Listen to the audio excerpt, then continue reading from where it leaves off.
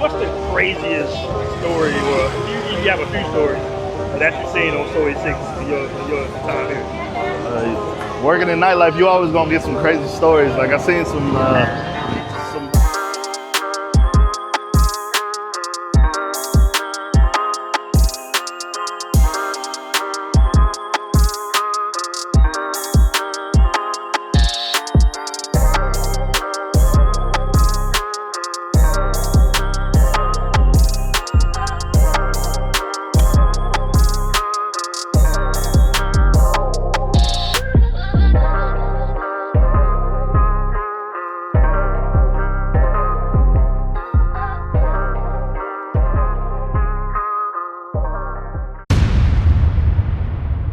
got my man Midnight in the building. How y'all doing? We out here on the world famous Soy 6.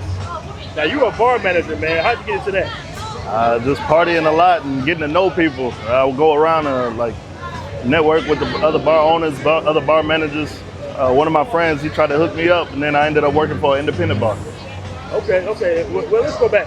Like, what got you to come to Thailand in the very first place? So I'm retired military, so I ended up coming out here because like some of my friends are retired military as well. They said your pension will go a little bit further. They said it's a nice life, good environment or whatnot. And yeah, just ended up moving here because the cost of living was so low. Okay. And did you travel to any other countries beforehand, or you came straight here? No, I came straight here. I did some research. They were telling me to come through. So yeah, I ended up coming straight here. Fell in love with patio. Ended up, kind of just doing my thing here. Okay, and have you ran into any challenges as far as living in Thailand? Or? Well, working here, you're not gonna make as much money as you do back on the West or whatnot, but you can still make a decent amount here. And since I'm already retired, it's kind of like supplemental income. So that kind of works out. Other than that, I would just say the visa situation and kind of staying in Thailand is the hardest thing. You got to get work permits, or you got to do a student visa or something like that, and that'll kind of get you straight for a year, and then you just renew that every year. Okay. And the tourism here, is it ebbs and flows with it? The high season, low season? Yeah, there's definitely a high season, definitely a low season. Right now we in a kind of a lull between high season and Songkran.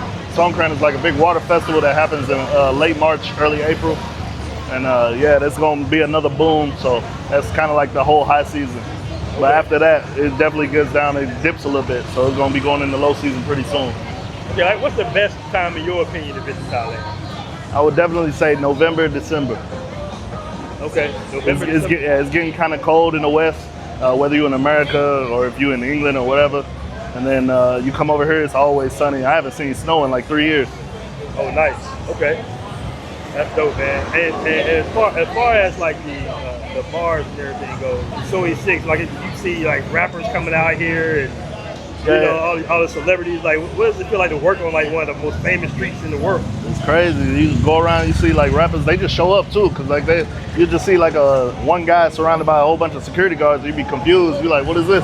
Then you see Quavo walking down the street. You see Lil Pump, all the girls trying to get at him and something like that. So yeah, you see just different artists. People who love Thailand love coming here for recreational enjoyment or just to relax or something like that. And, yeah, you just get to meet some of those guys sometimes. Sometimes you just see them. Okay, you met some celebrities and everything? Mostly I met a bunch of local celebrities. I haven't really got any of the big A-list celebrities from the West or anything, but I've seen them walk down here and stuff like that. But haven't really met them personally. Okay, so what's the craziest story, or you have a few stories that you've seen on Soy 6 in your time here? Working in nightlife, you always gonna get some crazy stories. I seen some people get a little bit too drunk, can't hold their liquor, and they end up trying to fight people. I always say this is one of the happiest places in the world. You don't want to fight anybody. But I seen a couple of people get their head busted, just being on the 6 trying to mess with security. You don't want to do that. These guys, they know how to fight, and you're not gonna fight just one of them. I seen people get their head kicked in, and then they get up and they try to start drinking again. It's some craziness. So as far as the bar girls, so you got guys doing YouTube channels on wiping up bad experiences with bar girls. What's your opinion on that? Like, So the culture's a little bit different. Like I know back in the West, you'd never be like, oh, I'm gonna wipe up a hoe or something like that.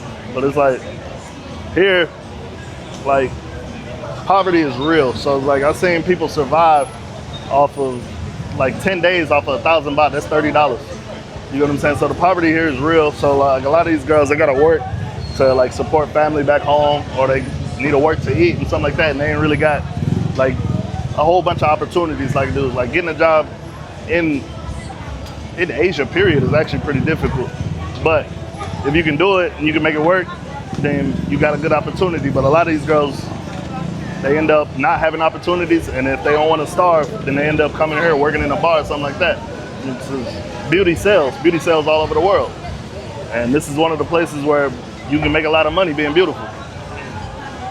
okay. So, as far as wiping up a bar girls, like I said, it's to each their own, but shit, I know plenty of people who've done it. I've been in a relationship with one. It happens, you hear me? Like you don't choose who you're attracted to. You definitely don't choose who you fall in love with, but you choose who you stay with.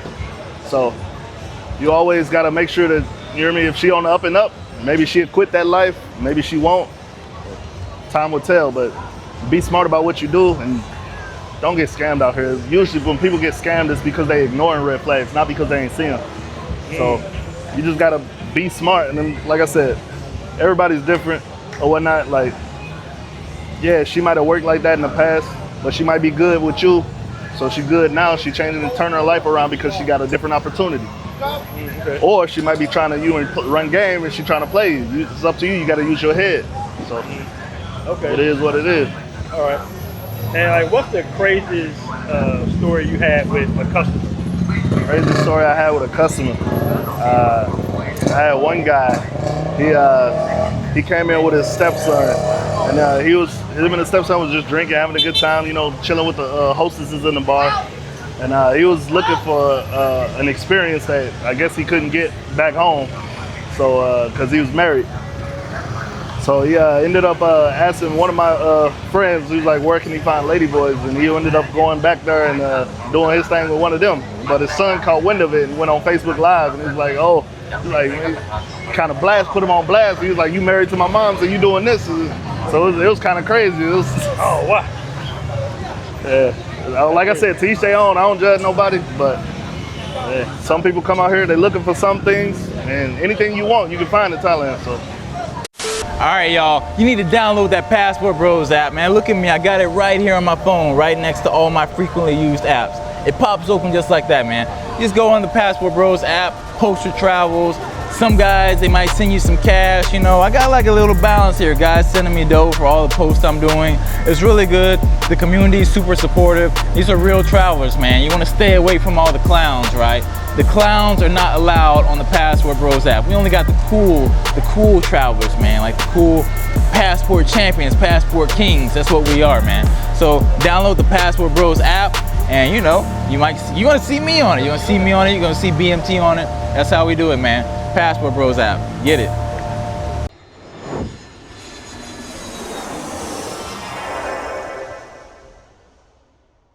You basically speak Thai. Thai is a difficult language. I speak some Spanish, but how did you pick up on it? Did you go to school or? Yeah, I went to school here. I got a school called Thailand. I'm affiliated with them or whatnot, and they helped me learn how to read Thai and everything. I originally learned from YouTube. So just like 4-minute clips on YouTube or something like that, 4-minute videos. And I picked up how to introduce myself in Thai really, really fast. Just because it's not as hard as people make it seem. It's actually a lot like English, but you gotta learn the alphabet first. So once you learn the alphabet and how the letters are written, everything's written one way. But if you try to like transliterate it, it's not gonna work. Because everybody spells things in English differently because English is not their first language. So once you learn the Thai characters, the Thai letters, it's a lot easier. But the alphabet is a little bit difficult to grasp at first because they got 77 letters. So, do you think knowing Thai, or even just some basic Thai terms, will help you in like a relationship here? Or? Absolutely.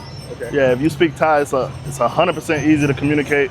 I would say like you kind of get where if you with a girl or whatnot, you get where her mindset is at. For ladies, if you with a guy, you kind of get, because with language comes culture. So if you can speak the language even a little bit, it helps tremendously.